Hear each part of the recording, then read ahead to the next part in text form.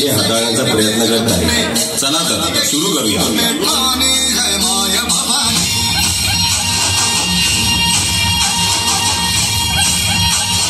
अरे नया है वो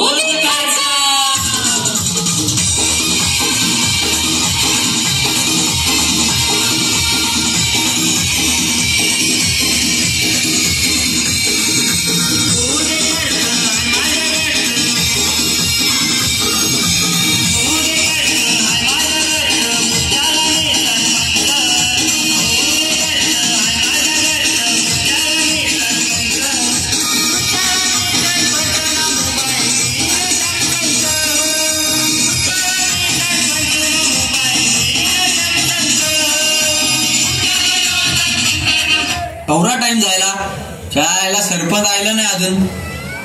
वडा गल्लीत घुसलाय वाटतं. A few moments later.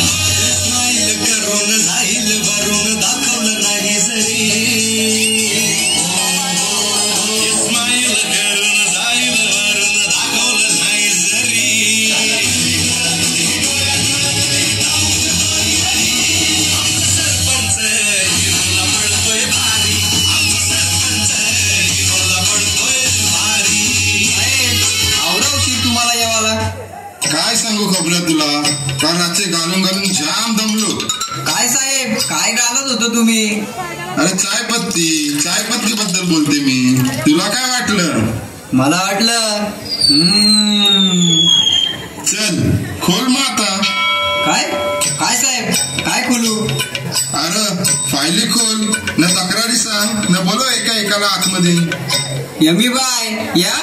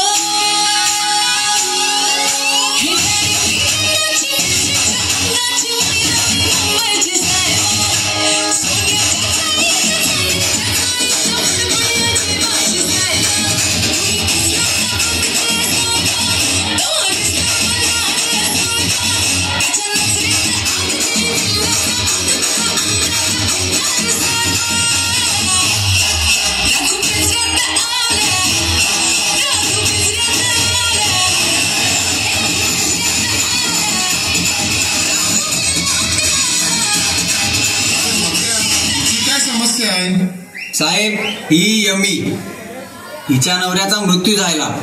मरता मरता हिच्या नावावर करोडो रुपये ठेवून गेला. या बाईच्या म्हणण्यानुसार जो कोणी हिच्याशी लगीन करेल त्याच्या नावावर सगळे पैसे करण्यात येतील. माझ्या नवऱ्याची रास प्रॉपर्टी आहे, बापदादाची जमीन आहे, भरणीचा पैसा न हातात रोज 1-2 लाख रुपये येतात. सकाळची उठला की चालला पूजेला, सांजे 12 पर्यंत आरती, चांदणी, यशोदा, साई पॅलेस सगळ्यांचं दर्शन घेऊन यावायचं. हा खायचा तुपाशी ना आम्हाला ठेवायचा उपाशी. मग काय झाला ना त्याचा बलबीर पाशा. बाई तुम्ही काय काळजी करू नका, तुमच्यासाठी 4-5 मुलं आले आहेत, बोलूया त्यांना. ठीक आहे, बोलून घ्या एकेकाला. अण्णा इंगवा.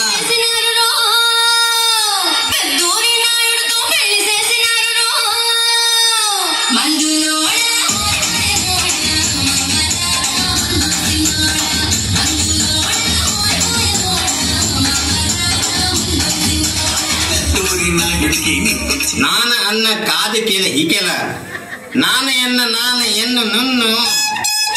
हे खबऱ्या याला झालंय काय? नुसता नुन्नू करते. साहेब तुमची बघितली वाटतं.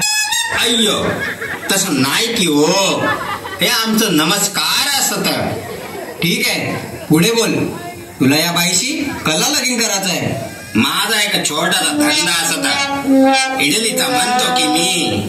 या महागाईच्यामुळे आम्ही इडलीचे भाव वाढवले, पण भाव वाढल्यामुळे लोक कोण येत नसत आणि आमचा पण धंदा होत नसत की हो साहेब.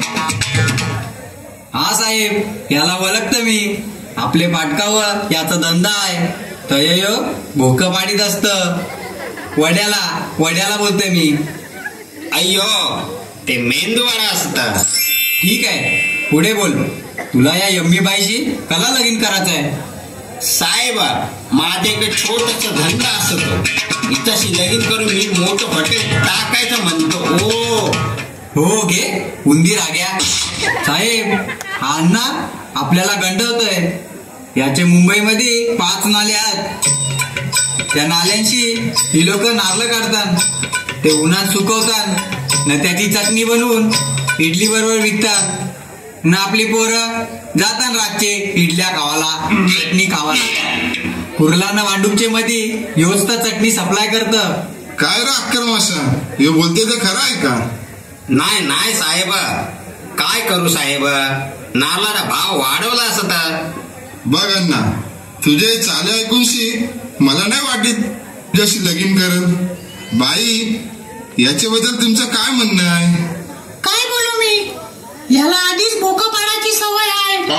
याची बरोबर लगीन केला तो कया बोकं पाडी. साडीला बोलते मी.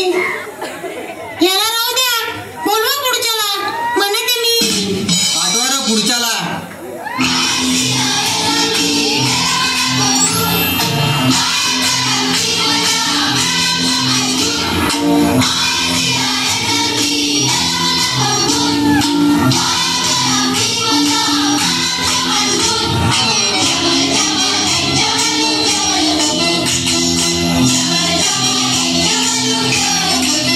पाया लागू सरपंच. पाया लागू? कोणचे पाया लागू?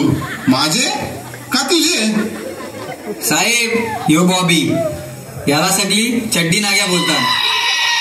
काय रे चड्डीन हाग्या, कला आईला सावर ते बोल. नाही या पोरीशी लगीन कला करायचंय तुला? सरपंच आमच्याजवळ रास पैसा होता. रोज गावांच्या पोरांना यशोदा महल मध्ये बसवायचो. एक दिस शैलू बोलला, शेअर मार्केटमध्ये पैसा लाव. माझी फेवरेट ब्रँड किंगफिशर. मी टाकला सगळा पैसा त्यात. मग काय, माल्या गेला पलून आणि मी बसलो चोरून. अरे बॉबी, पण लगीन केल्यावर तू हिला कैसा पोसशील? सरपंच गावांच्या दुकानात डुप्लिकेट दारू मिळते. मी वाईन शॉप टाकेन, एकदम ओरिजिनल. गावातल्या पोरांना रोजगार देन. दर शनिवार रविवार बियर 1+1 देन. विस्कीचा खंबा नाही त्याच्यावर 1 क्वार्टर फ्री देन. सगळ्या नाक्यावरती दारूचं टँकर लावीन. फक्त माझ्या हिच्याशी लगीन लावून द्या, तुम्हाला डिस्काउंट. बॉबी तू तर पक्का दयावान निघालास. ऐसा पोरा गावान मिळला तर गावान पोरं सुखी होतील. बघ पोरी, मला तर या पोरा जाम पटले. अख्ख्या गावाला माहित आहे यो शेअर बाजारचा उंदीर आहे. किंगफिशर कंपनीची शेअरची किंमत वाढवण्याच्या भानगडीत यानेच अख्खी गावाच्या पोरांना किंगफिशर पाजली. माल्या तर लागला धंद्याला ना अख्खी गावांची पोरं पण लागली धंद्याला. साहेब तुम्हाला जर हे पोरे आवडला तर तुम्हीच घ्या याला जावई करून. मला नको असला पोऱ्या. उद्या गावांच्या पोरांना दारू पाजाला, वाईन शॉप न घरदार सगळं विकून खाईल. याला ठेवा बाजूला ना दुसऱ्याला बोलवा. ठीक आहे, पुढचा येऊ दे.